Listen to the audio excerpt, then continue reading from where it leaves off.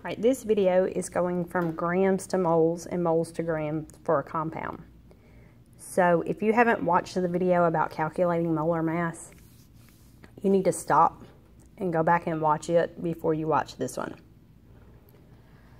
Alright, so number 15 says, how many grams are in 4.5 moles of sodium fluoride? So just like in the last video, we start with the number that they give us, and we stop whenever we get to the whatever units they have in our question. So we start with 4.5 moles of NaF.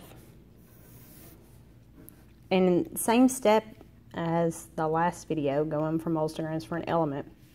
But now we have to stop and we have to add up the mass of sodium and fluorine. So I'm going to do it for you this one time in this video, but for the next problems, I won't add them up for you. Alright, so if we look on the periodic table, sodium is 22.99. We only have one of them.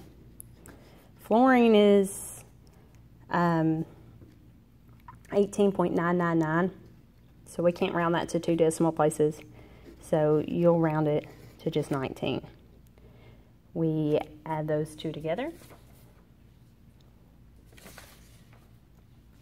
And you should get 41.99 grams per mole.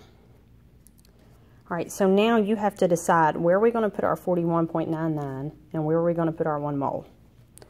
Well, I have 1 mole in this box and I want to cancel it out because I want to end up with grams. So I'm going to put 1 mole of NaF on the bottom, and I'm going to put my 41.999 grams of NaF on the top. Moles cancel out. I have grams in my last box. It asks for grams in the question, so I can stop. So now in the calculator, multiply 4.5 times 41.99 and get an answer.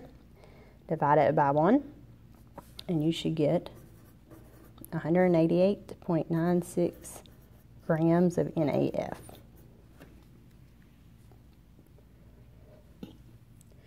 Alright, in 16, how many moles are in 98.3 grams of aluminum hydroxide? So now they've given us the number in grams and they want us to work backwards to find moles. We can do that. So start with the number they give you, 98.3 grams of AlOH3.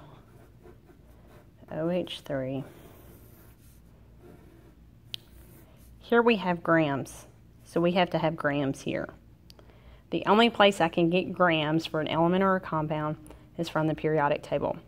So I'm going to look up Al, O, and H, and all their masses on the periodic table, and add them up. But I'm going to multiply the mass of oxygen times 3 and the mass of hydrogen times 3. When you add all of those together, you should get 78.01 grams. I put it in the bottom because I want it to cancel out with the grams up here. So that means I have to put 1 mole at the top. So since I have moles here and the question asks for moles, I can stop and get my calculator. You multiply 98.3 times 1 and divide it by 78.01. You should get 1.26 moles of AlOH3.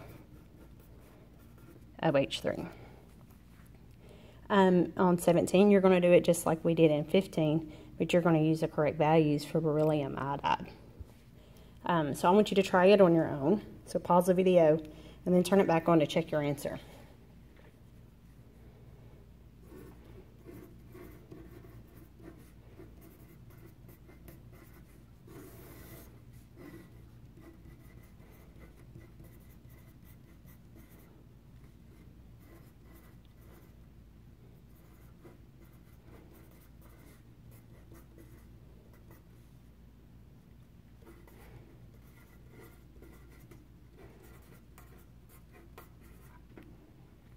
So you should get 5.26 grams of beryllium iodide.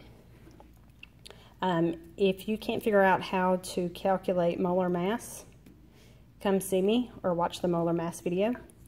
If you can't figure out how to put it in your calculator and get these correct answers, then come see me and I can help you figure it out.